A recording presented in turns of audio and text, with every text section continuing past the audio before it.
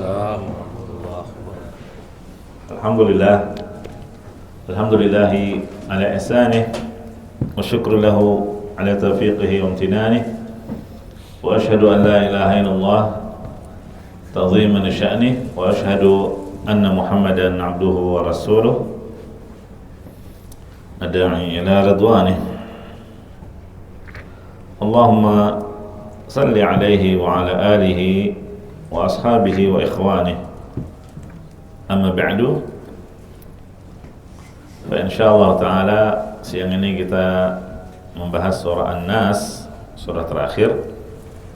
Karena kita membahas dari surah Az-Zalzalah, di mana standar minimal seorang muslim atau muslimah memiliki hafalan dari Al-Quran adalah ini, dari Az-Zalzalah sampai An-Nas. Menghafalnya dan juga memahami kandungannya. Mari kita baca terlebih dahulu, insyaallah hafal ya. Ikuti saya. A'udzu billahi minasy syaithanir rajim. A'udzu billahi minasy syaithanir rajim. Bismillahirrahmanirrahim. Bismillahirrahmanirrahim. Qul a'udzu birabbin nas. Qul a'udzu birabbin nas.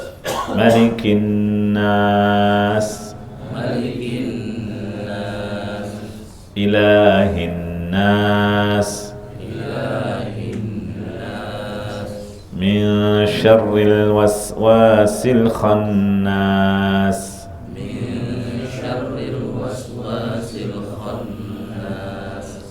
الذي يوسوس في صدور الناس. الذي يوسوس في صدور الناس. من الجنة والناس. من الجنة والناس. Baik, jazakumullah khairan. Surah An-Nas, surah Madaniyah, diturunkan setelah Nabi hijrah ke kota Madinah, dan kita sudah sebutkan asbabun nuzul surah ini bersamaan dengan surah Al-Falaq, disebut dengan Al-Mu'awwidhatain, dua pelindung, karena siapa yang membaca surat ini akan mendapatkan perlindungan dan penjagaan dari Allah Subhanahu wa taala, khususnya dari gangguan jin dan juga manusia yang jahat. Allah Subhanahu wa taala menyuruh kita berlindung dengan tawassul, menyebut tiga sifatnya. Ar-Rabb, ya, nama dan sifat. Ar-Rabb, Al-Malik, dan Al-Ilah. Qul a'udzu birabbin nas. Katakanlah aku berlindung kepada Rabb manusia. Rabb adalah at-tarbiyah. Kita kalau berdoa seringnya mengucapkan Ya Rabbi. Dan yang paling banyak doa diawali dengan Rabbana. Apa artinya Rabb? Dari kata tarbiyah, yaitu menyusun sesuatu dari satu keadaan kepada keadaan yang lain sampai sempurna. Seperti kita, dari sperma ketemu sel telur, ovum, terjadi pembuahan, kemudian menjadi mudghah, alaqah, dan seterusnya sampai sempurna menjadi sosok manusia. Iya, begitu juga dengan makhluk yang lainnya. Jadi Rabb adalah yang menjadikan sesuatu sedikit demi sedikit sampai menjadi sempurna. Itulah makna Rabbi. Ya Rabb, Rabbana. Nah, di sini dikatakan Rabbun Nas, Qul a'udzu birabbin nas. Rabb manusia. Ya, disebutkan secara khusus. Walaupun kita yakin Allah bukan cuma Rabb manusia, tapi Rabb semua makhluk. Rabbnya malaikat, Rabb jin, langit, bumi, matahari, bulan, semua makhluk. Ya, Allah lah Rabb segala sesuatu yang ada. Artinya Allah yang menciptakannya, yang mengaturnya, yang menguasainya. Begitu. Malikin nas, ini yang kedua. Al-Malik, raja manusia. Ya. Dan hakikat kerajaan yang sempurna, raja yang sesungguhnya itu yang bisa memberi, menghalangi, memuliakan, menghinakan, memberi sanksi dan seterusnya. Jadi Allah adalah raja manusia. Ilahin nas, ilah artinya sesembahan, satu-satunya sesembahan yang berhak disembah. Ini tawassul dengan 3 nama Allah: Ar-Rabb, Al-Malik, dan Al-Ilah. Iya. Kemudian setelah Allah menyuruh kita berlindung dengan 3 sifat tersebut, dari apa? Min syarril waswasil khannas, dari godaan syaitan. Karena syaitan ini sumber segala keburukan. Iya. Sebagaimana iblis pernah bersumpah di hadapan Allah, Rabbi bima aghwaytani, wahai Rabbku, dengan sebab engkau telah memutuskan aku tersesat, aku sesat, maka aku akan menggoda manusia. Iya. Aku akan menjadikan manusia memandang baik perbuatan maksiat. Aku akan berusaha menyesatkan mereka semuanya. Illa ibadaka minhumul mukhlasin, kecuali hamba-hambamu yang ikhlas. Itu yang tidak bisa digoda oleh syaitan. Jadi di sini disifati dengan khannas. Syaitan disifati dengan khannas. Apa artinya khannas? Yaitu ar-raja', artinya yang selalu kembali, balik lagi, nggak pernah putus asa. Setan itu dalam menggoda manusia, dia selalu mengintai kita. Kalau kita mengingat Allah, dia yang bersembunyi, mendekam, menjauh. Tapi ketika manusia itu lalai dari zikir, maka dia akan menyerang, kembali menggoda manusia. Nah, jadi al-khannas artinya yang selalu kembali, nggak ada kapoknya, nggak ada capeknya, nggak pernah putus asa. Contoh apa yang disebutkan dalam hadis Abu Hurairah, idza nudiya lis-shalah adbara asy-syaitan wa lahu durat. Kata Nabi SAW, apabila azan dikumandangkan, itu setan pergi, kabur, nggak suka dia dengar azan. Makanya salah satu cara mengusir syaitan, entah itu orang kesurupan atau yang semisalnya, azan saja, dia akan kabur. Ya, karena Rasulullah mengatakan kalau dikumandangkan azan, syaitan akan kabur. Walahu durat, bahkan supaya dia tidak mendengar azan, dia mengeluarkan suara yang menyainginya, menandinginya, itu kentut. Jadi kaburnya sambil terkentut-kentut. Apakah dia kabur pergi untuk selamanya?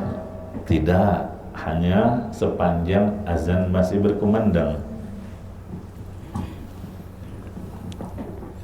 Hatta la yasma'u ta'dzin, dia pergi sampai nggak kedengeran itu suara azan. Tapi kalau azannya selesai, kembali dia, balik lagi, menggoda kita lagi. Hatta idza qada taswib, kemudian kalau dikumandangkan qomat, pergi lagi. Qomat selesai, kembali lagi, balik lagi. Hatta yakhtara bainal mar'i wa nafsihi, sampai dia menggoda orang yang sedang sholat. dikacaukan pikirannya, diingatkan ini, diingatkan itu. Apalagi kalau sebelum sholat lagi mencari barang dan belum ketemu, wah itu diingetin tuh. Makanya kalau lupa naruh barang di mana, sholat aja, terketemu. Oh iya ada di laci, oh iya ada di ini. Atau sebelum sholat meeting, dan meeting belum ketemu, solusinya apa ini, idenya apa ini, gebrakannya apa ini. Pas sholat muncul itu ide-ide. Iya, itu emang kerjaannya syaitan yang disebut dengan khinzib. Ya, makanya kenapa kita masuk masjid kok berlindung dari gangguan syaitan? Kan selain baca bismillah wassalatu wassalamu ala rasulillah Allahumma aftah li abwaaba rahmatik, di antara doa masuk masjid adalah apa? A'udzu billahil azim wa biwajhihil karim wa sultanihil qadim minasyaitonir rajim. Itu kan intinya masuk masjid Nabi ajarkan kita ta'awudz, minta perlindungan kepada Allah dari gangguan syaitan. Jadi jangan dikira di masjid itu nggak ada gangguan syaitan. Masjid itu tempat yang aman dari gangguan syaitan. Enggak juga. Iya.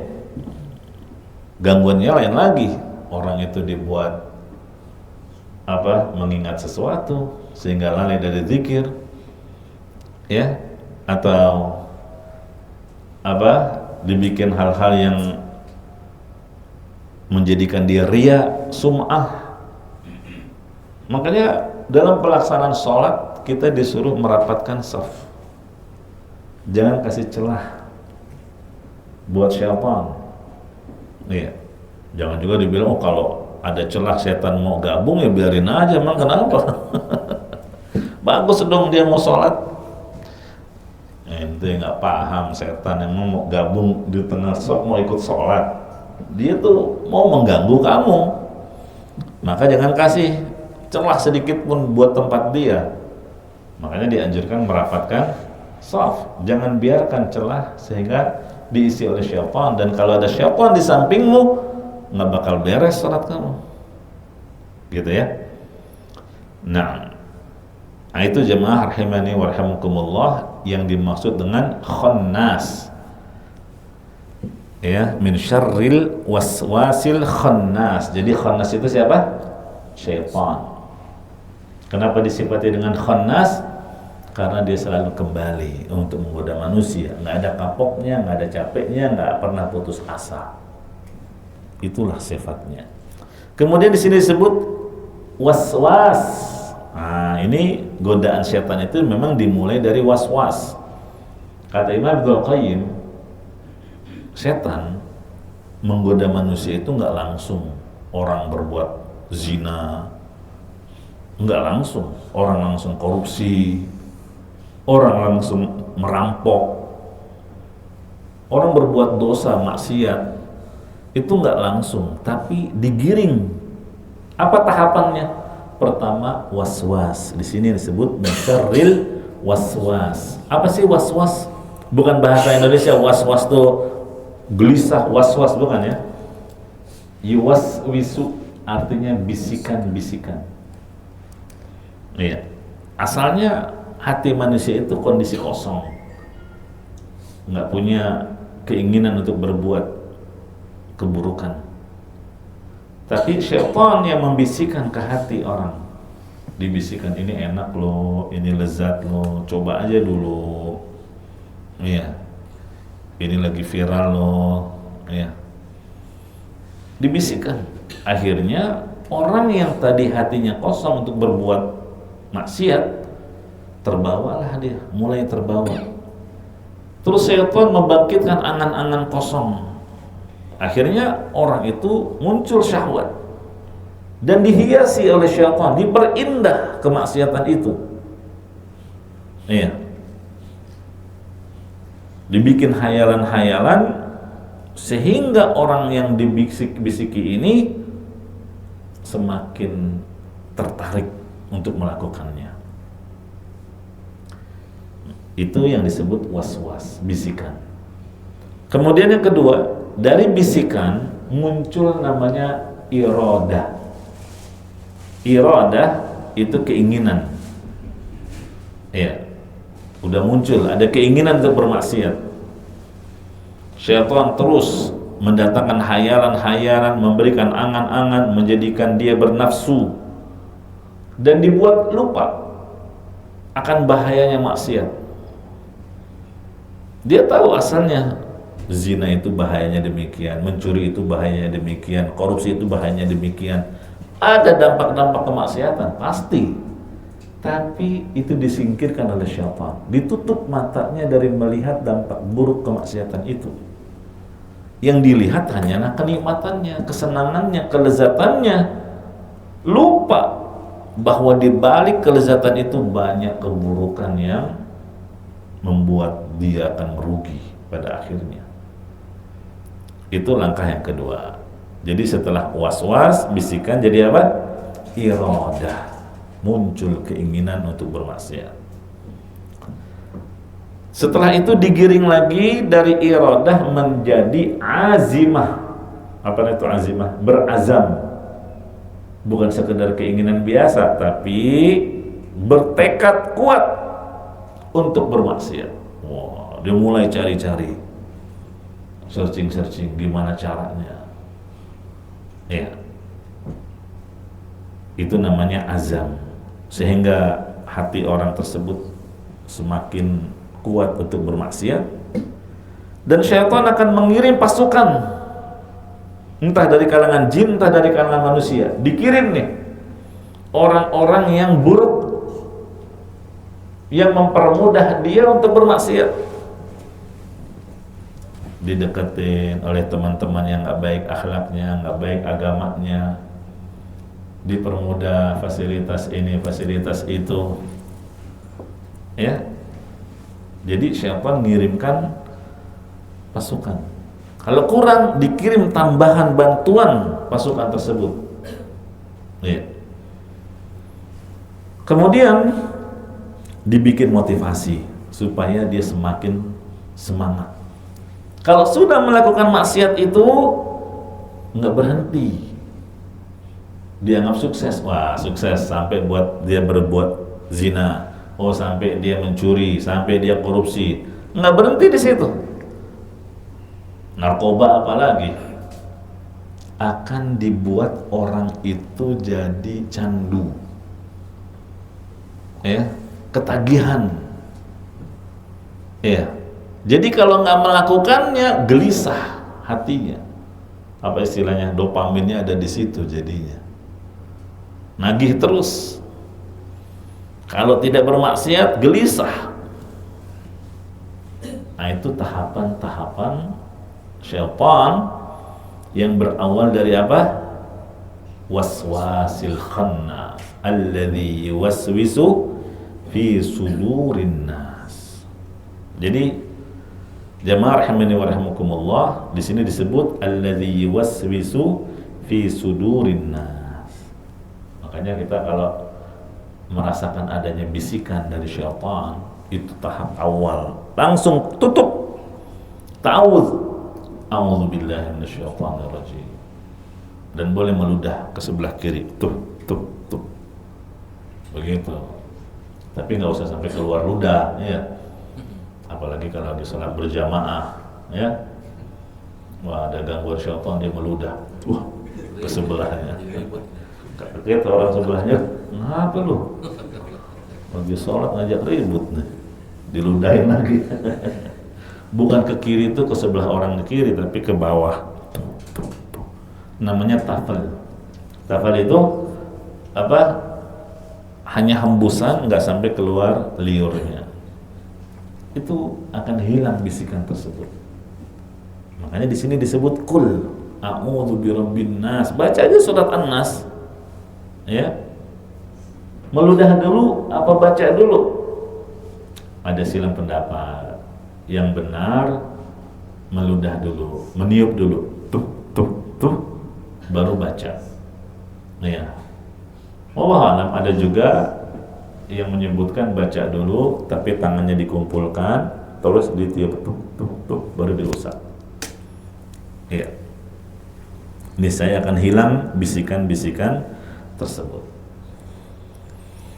Alladzi yuwaswisu fi sudurin nas, di sini di antara anak buah iblis adalah syaitan, dan godaan syaitan sangat banyak dan bervariasi.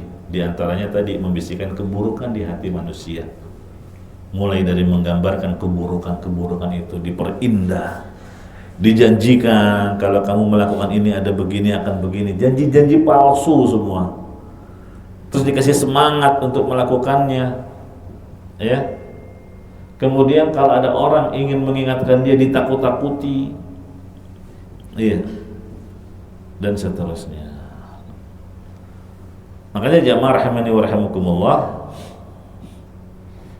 Nabi SAW pernah suatu malam lagi itikaf, terus didatangi istrinya, Sofia.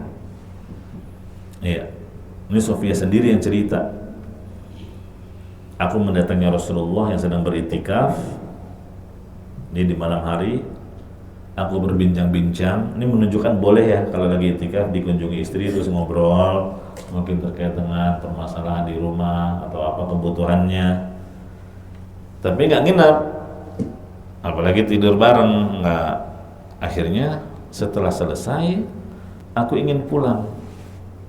Ternyata Nabi berdiri untuk mengantarkanku pulang.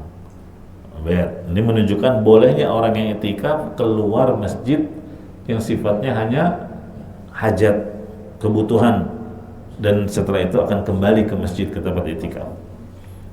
Wa kana maskanuha fi dari Usamah bin Zaid. Waktu itu rumahnya Sofia di dekat Usamah bin Zaid. Ketika Nabi mengantar Sofia, tiba-tiba ada dua orang Ansor lewat. Ada dua orang Ansor lewat dan melihat Nabi bersama wanita. Dua orang Ansor ini pun segera mempercepat langkah kakinya. Akhirnya Nabi ingatkan, ala rislikuma, hai pelan-pelan aja. Wanita yang bersama saya ini bukan siapa-siapa. Dia adalah istri saya, Sofia. Gitu ya. Maksudnya apa? Nabi SAW mengungkapkan hal itu agar dua orang ini tidak dibisiki oleh syaitan. Nabi sama siapa lagi nih? Perempuan yang mana lagi nih yang diincar, yang akan dinikahinya? Muncul syaitan akhirnya membisikkan bisikan-bisikan itu.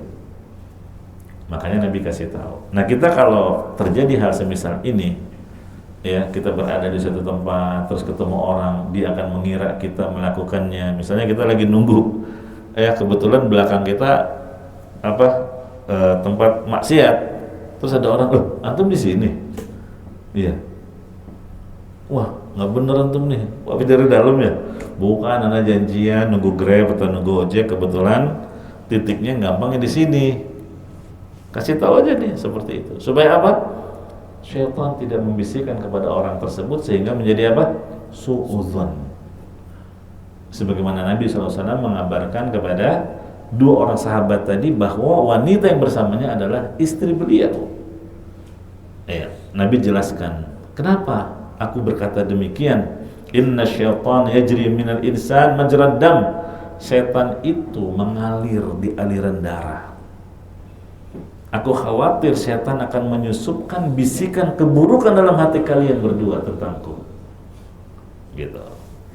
Jadi awalnya bisa saja mereka enggak suudzon, tapi lama kelamaan syaitan memanfaatkan kondisi sehingga menjadi suudzon. Itu yang dimaksud alladzi yuwaswisu fi sudurin nas. Yang terakhir minal jinnati wan nas, dari golongan jin dan manusia.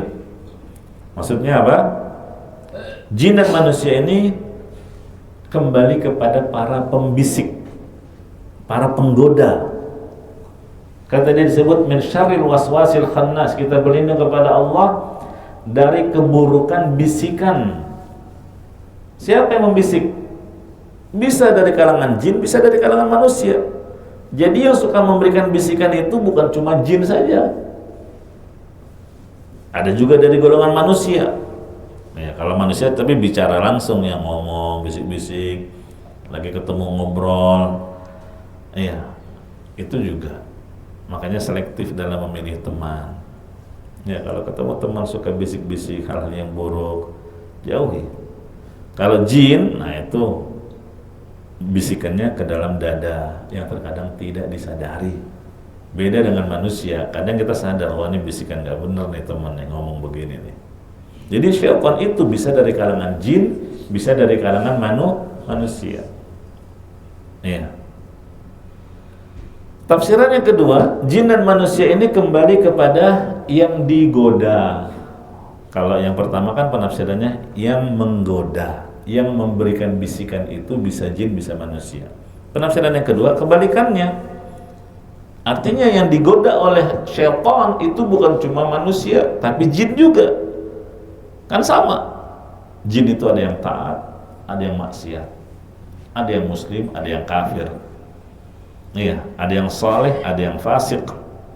Jadi jangan dikira sesama jin nggak boleh saling bisik, nggak saling goda.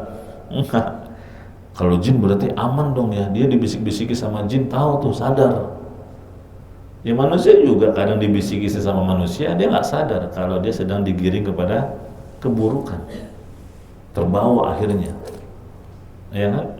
Jadi emosi, jadi meluap-luap, jadi marah. Kenapa? Karena dengerin bisikan orang sesama manusia padahal. Nah itu dua pendapat, tidak saling kontradiksi, ya tidak saling bertentangan, sehingga diterima dua-duanya. Kemudian jamaah rahimani wa rahimakumullah, di sini kenapa alladzi yuwaswisu fi sudurin nas, kok yang disebutkan adalah manusia yang digoda? Jawabannya karena manusia lah yang paling banyak terkena godaan. Ya. Nah, jadi bukan hanya manusia yang digoda, yang dibisiki oleh syaitan, tapi jin juga sama, ya, dibisiki juga oleh iblis. Nah, terus apa perbedaannya kalau gitu? Iblis, ada setan, ada jin. Apa perbedaannya? Kalau jin itu lebih umum jenis, dia mencakup iblis, mencakup jin yang soleh, jin yang baik, dan jin yang jahat. Itu jin lebih umum. Iblis termasuk dari golongan jin. Terus apalagi perbedaannya? Iblislah yang diberi umur panjang oleh Allah, ya, diberi umur panjang oleh Allah untuk menggoda manusia, nggak mati sampai hari kiamat. Adapun jin, ya sama kayak kita, ya. Nah, adapun syaitan itu sifat yang didominasi oleh keburukan, bisa manusia, bisa jin. Makanya tadi disebutkan apa? Aduwan syayatinal insi wal jin. Ini di surat Al-An'am ayat 112. Gitu ya. Nah, selesai, alhamdulillah. Mari kita baca. Bismillahirrahmanirrahim. Bismillahirrahmanirrahim. Qul a'udzu birabbin nas. Qul a'udzu birabbin nas. Qul a'udzu birabbin nas. Qul a'udzu birabbin nas. Ini tawasul dengan nama Allah apa? Ar-Rabb, rububiyah. Apa tadi? Rabb, yang menciptakan, yang menghidupkan, dan yang mengatur gitu. Atau seperti yang tadi telah dijelaskan, tawasul dengan rububiyah Allah. Malikin nas. Malikin nas. Ini sifat yang kedua, raja manusia. Allah adalah raja yang sesungguhnya. Bos kita, atasan kita, bukan. Raja-raja manusia semuanya akan tunduk, ya, di hadapan Allah kelak. Ilahin nas. Ilahin nas. Kalau kita menyadari Allah yang menciptakan, Allah yang mengatur, Allah yang menguasai semua yang ada, tentu dialah satu-satunya berhak disembah. Setelah bertawassul dengan 3 Asmaul Husna, baru disebut dari apa kita berlindung. Min syarril waswasil khannas. Min syarril waswasil khannas. Ya, di sini Siapa yang dimaksud khannas? Syaitan. Syaitan. Khannas apa artinya tadi? Yang selalu kembali, nggak ada kapoknya, nggak ada putus asanya, kembali untuk menggoda manusia. Makanya kamu harus senantiasa dalam keadaan zikrullah, mengingat Allah, ya. Karena syaitan itu selalu mengumpat, mendekam, mengincar, mengawasi. Kapan kamu lalai, dia menyerangmu. Kapan kamu ingat Allah, dia kembali sembunyi. Begitu disebut dengan khannas. Alladzi yuwaswisu fi sudurin nas. Alladzi yuwaswisu fi sudurin nas. Ini tahapan iblis atau bala tentaranya syaitan menggoda manusia untuk terjerumus dalam dosa. Tahapan pertama apa? Was-was, bisikan-bisikan di hati. Kedua, iradah, muncul sudah keinginan untuk berbuat. Tadinya nggak ada keinginan. Ketiga, azam, tekad kuat, bukan sekedar punya keinginan. Keempat, dikirim pasukan oleh syaitan, entah dari kalangan manusia maupun dari kalangan jin, mempermudah orang ini bermaksiat. Kalau sudah terjerumus, dibikin dia candu, dibikin dia ketagihan, sehingga kalau tidak bermaksiat dia merasa gelisah. Ya, makanya sebelum lebih parah, mengarah nomor 2, 3, 4 sampai 5, ketika muncul was-was, langsung berlindung kepada Allah dengan membaca surat ini. Iya. Alladzi yuwaswisu fi sudurin nas. Alladzi yuwaswisu fi sudurin nas. Minal jinnati wan nas. Minal jinnati wan nas. Dari golongan jin dan manusia ada dua penafsiran. Maksudnya apa? Maksudnya jin dan manusia itulah pembisik yang membisikkan manusia berbuat dosa. Jadi jangan cuma dianggap setan aja yang bisa membisikkan. Manusia juga bisa. Makanya selektif dalam memilih teman. Jauhi teman-teman yang suka membisik-bisikkan hal yang buruk. Pendapat yang kedua, yang dibisiki, yang digoda, yang diincar oleh iblis dan bala tentaranya bukan cuma manusia, tapi jin juga.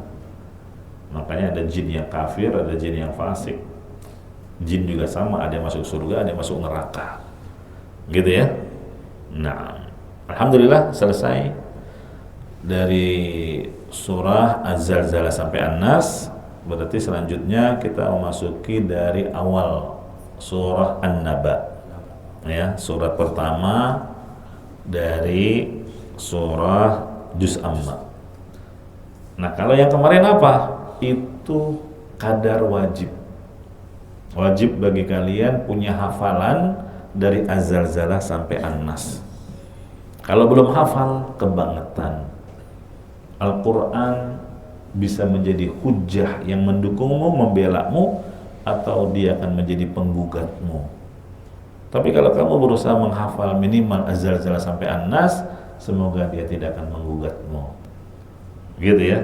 Adapun selebihnya An-Naba sampai sebelum Az-Zalzalah, Al-Bayyinah, itu hanya sunnah, hanya tambahan saja bagi yang ingin menambah hafalannya. Ya, jelas? Nah, kenapa kita bagi dua seperti itu? Ya, sebagai motivasi, memulai dari yang pendek-pendek dulu, baru beranjak ke yang lebih panjang. Karena kalau udah disuruh ngapal yang panjang dulu, bahas yang panjang dulu, udah nyerah duluan. Wah, panjang amat ini, udah lemot saya ini, ya. Atau memorinya udah penuh sama gawean, sama kerjaan, sama perkara-perkara dunia, ya. Mau tambah harddisk nggak bisa, ya. Nah, jadinya gimana? Nah, makanya ternyata mudah menghafal, apalagi kalau sudah tahu arti dan tafsirnya. Demikian, semoga kita termasuk orang-orang yang diinginkan kebaikan oleh Allah, karena sebaik-baik manusia khairun nas, sebaik-baik manusia man 'allamal Qur'an wa 'allamahu, siapa yang mau belajar Al-Qur'an dan yang mau mengajarkannya. Semoga kita termasuk manusia-manusia pilihan, manusia-manusia terbaik di hadapan Allah Subhanahu wa taala. Amin ya rabbal alamin. Ada pertanyaan? Satu. Silakan. Sering pernah beberapa kali mendapati imam sholat gitu sebelum masuk takbir itu membaca surat An-Nas dulu. Nah itu bagaimana hukumnya Ustaz? Oh iya, artinya dia berlindung kepada Allah supaya nggak diganggu ya. Ya. Itu istihsan aja, anggapan baik. Tapi agama ini bukan berdasarkan anggapan, tapi berdasarkan dalil. Kata para sahabat, Nabi itu kalau sholat nggak ada yang beliau baca kecuali takbiratul ihram. Dan Nabi mengajarkan pun demikian, idza qumta ila sholati fakabbir. Kalau kamu berdiri sudah siap untuk sholat, fa di sini huruf fa dalam bahasa Arab menunjukkan segera ucapkan takbir, yaitu takbiratul ihram. Jadi Nabi nggak nyuruh ta'awudz, nggak perlu nyuruh baca An-Nas, enggak. Ta'awudznya kapan? Nanti setelah iftitah. Jadi Allahu Akbar, baca iftitah. Ada Allahu Akbar kabira, ada Allahumma ba'id baini. Setelah selesai iftitah baru ta'awudz. A'udzubillahi minasyaitonirrajim. Bismillahirrahmanirrahim. Baru baca Al-Fatihah. Gitu ya. Nah, jadi nggak ada sunnahnya sebelum salat membaca surah An-Nas, walaupun tujuannya untuk melindungi dia dari gangguan syaitan. Sudah cukup sebaik-baik petunjuk Nabi Muhammad SAW, dan beliau minta perlindungannya kepada Allah bukan sebelum takbiratul ihram, tapi setelah takbiratul ihram, sebagaimana Allah perintahkan, fa idza qara'tal qur'ana fasta'idz billah. Kalau kamu hendak membaca Al-Qur'an, ta'awudz, isti'adzah, minta perlindungan kepada Allah. Di sini Allah tidak mengatakan kalau kamu mau sholat, tapi kalau kamu mau membaca Al-Quran. Orang yang sholat kapan membaca Al-Quran? Setelah takbiratul ihram. Begitu ya. Nah, barakallahu fiik. Jazakumullah khairan. Naktafi bihadzal qadar. Subhanakallahumma bihamdika asyhadu an la ilaha illa anta astaghfiruka wa atubu ilaik. Walhamdulillahi rabbil alamin. Wassalamualaikum warahmatullahi wabarakatuh.